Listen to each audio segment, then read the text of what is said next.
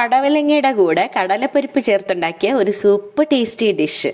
ഇത് ചോറിനൊപ്പം മാത്രമല്ല, ചപ്പാത്തി, ദോശ, ഇഡ്ഡലി, പൂരി അങ്ങനെ എന്തിൻ്റെയും സൈഡ് ഡിഷാക്കാം. നല്ല രുചിയാണ്, ഹെൽത്തിയാണ്. ഇതിനൊക്കെ പുറമെ ഉണ്ടാക്കാൻ വളരെ എളുപ്പവുമാണ്. 1/4 കപ്പ് കടലപ്പരിപ്പ് കഴുകി വൃത്തിയാക്കി പ്രഷർ കുക്കറിൽ വേവിക്കാം. പടവലങ്ങ സ്ക്വയർ പീസസ് ആക്കി കുക്കായ പരിപ്പിൽ ചേർത്തിട്ട് 1/4 സ്പൂൺ മഞ്ഞൾപ്പൊടിയും പാകത്തിന് ഉപ്പും ചേർത്ത് വീണ്ടും ഒറ്റ വിസിൽ. കുക്കായ പരിപ്പും പടവലങ്ങയും അങ്ങോട്ട് മാറ്റി വയ്ക്കാം.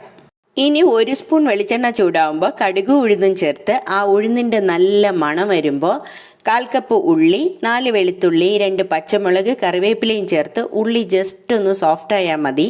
അപ്പോൾ ഈ വേവിച്ച് വെച്ചിരിക്കുന്ന പടവലങ്ങയും പരിപ്പും ചേർക്കണം. 1/4 കപ്പ് തേങ്ങയും കൂടെ ചേർത്ത് നല്ലൊരു മിക്സിങ് കഴിഞ്ഞു. കടലപ്പരിപ്പും പടവലങ്ങയും കൂടെ ചേർന്ന ഒരു അത്യുഗ്രൻ രുചിയാണ് ഇത്.